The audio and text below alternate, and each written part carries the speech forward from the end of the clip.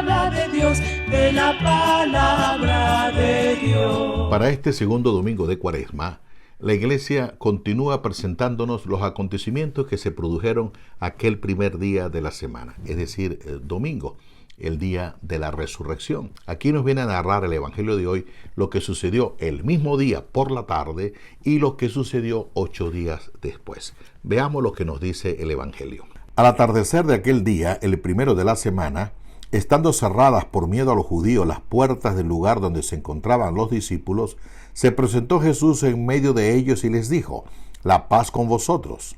Dicho esto, les mostró las manos y el costado. Los discípulos se alegraron de ver al Señor.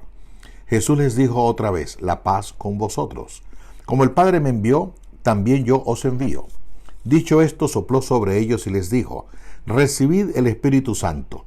A quienes perdonéis los pecados, les quedan perdonados.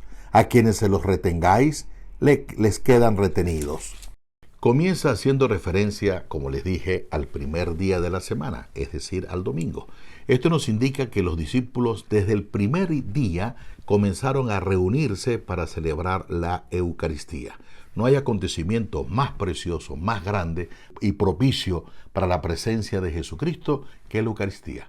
Cristo resucitado se presentó en medio de ellos. No dice que apareció, no se trata de una aparición, se trata de una presencia. Cristo se manifiesta, ya no necesita de las leyes naturales, tener puertas abiertas para poder entrar, simplemente se hace presente. Por eso el acontecimiento más precioso y más valioso de la presencia de Jesucristo es en la Eucaristía.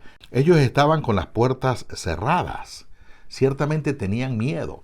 Recordemos que cuando fueron a apresar a Jesucristo en el huerto de los olivos, quisieron apresarlos a todos y Cristo inmediatamente interviene. ¿A quién buscan? Si me buscan a mí, déjenlos ir a ellos. La orden de captura era para todos los discípulos. Naturalmente ellos ya se sintieron amenazados y ahora tienen temor de que vayan por ellos. Por eso están reunidos con las puertas cerradas. El evangelista hace una anotación muy importante. Se presenta en medio de ellos. Es decir, no se colocó en una posición de arriba o una posición de atrás o ningún lugar, simplemente en el centro, colocándose en medio, porque en el centro irradia el amor y está a la misma distancia para todos, que es lo que sucede en la Eucaristía. En la Santa Misa no hay puesto de jerarquía.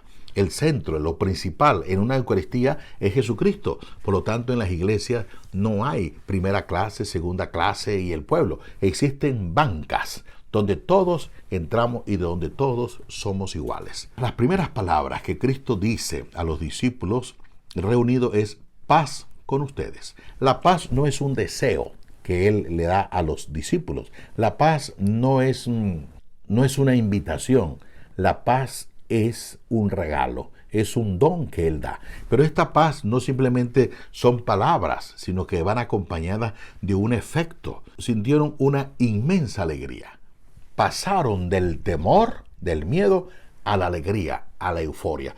Ahora bien, Jesús le muestra las manos y el costado. Es realmente interesante esto porque la resurrección de Cristo es totalmente distinta a las otras resurrecciones, por ejemplo a la de Lázaro, al hijo de la viuda de Naín, que ellos resucitaron en el mismo cuerpo y luego volvieron a morir. En cambio, Cristo resucita para siempre.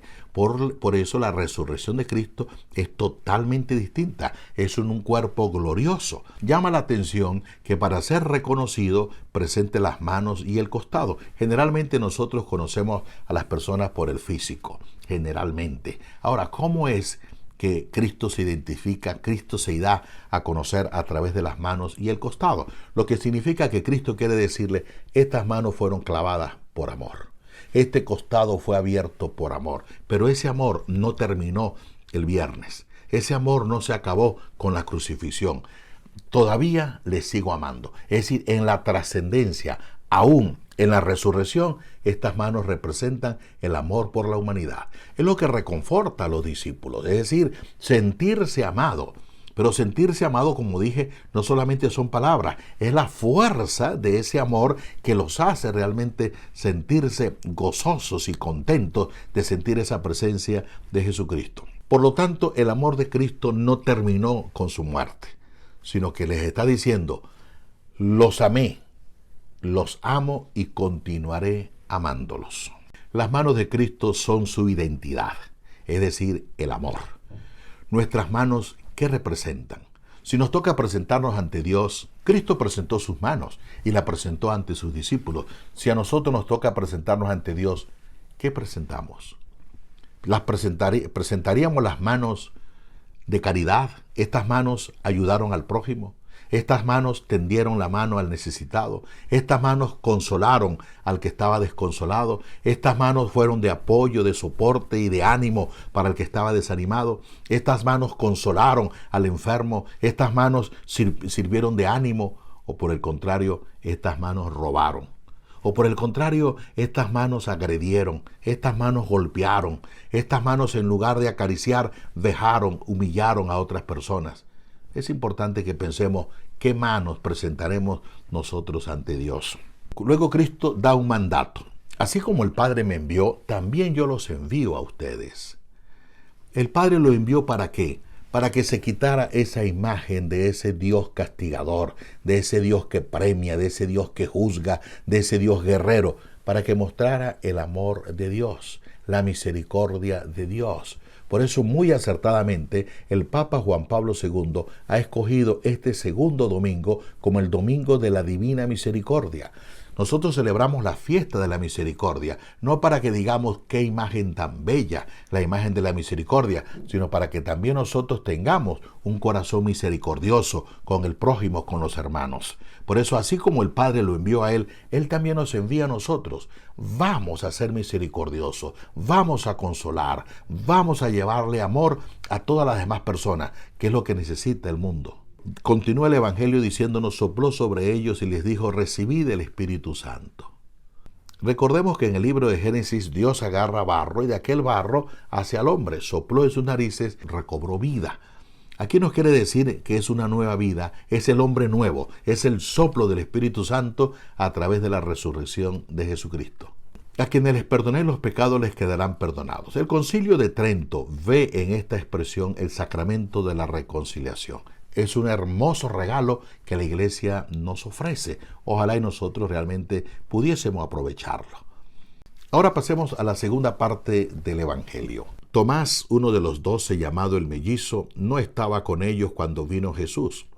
Los otros discípulos le decían, hemos visto al Señor. Pero él les contestó, si no veo en sus manos la señal de los clavos, y no meto mi dedo en el agujero de los clavos, y no meto mi mano en su costado, no creeré. 8 días después estaban otra vez sus discípulos dentro y Tomás con ellos. Se presentó Jesús en medio, estando las puertas cerradas, y dijo, la paz con vosotros. Luego dice a Tomás, acerca aquí tu dedo y mira mis manos. Trae tu mano y métela en mi costado, y no seas incrédulo, sino creyente. Tomás le contestó, Señor mío y Dios mío. Dícele Jesús, porque me has visto, has creído. Dichosos los que no han visto y han creído. La figura de Tomás vendría a representar en cierta forma la actitud de todos los apóstoles. ¿Por qué? Porque todos los evangelistas nos dicen que no fue fácil para los discípulos creer en la resurrección. Pero hay algo interesante en Tomás. Interesante es que lo llaman el mellizo. ¿El mellizo de quién? ¿El mellizo de quién? Tomás es el mellizo tuyo. El mellizo tuyo que eres tú, el que no está presente muchas veces en la Eucaristía. La virtud de Tomás fue que volvió.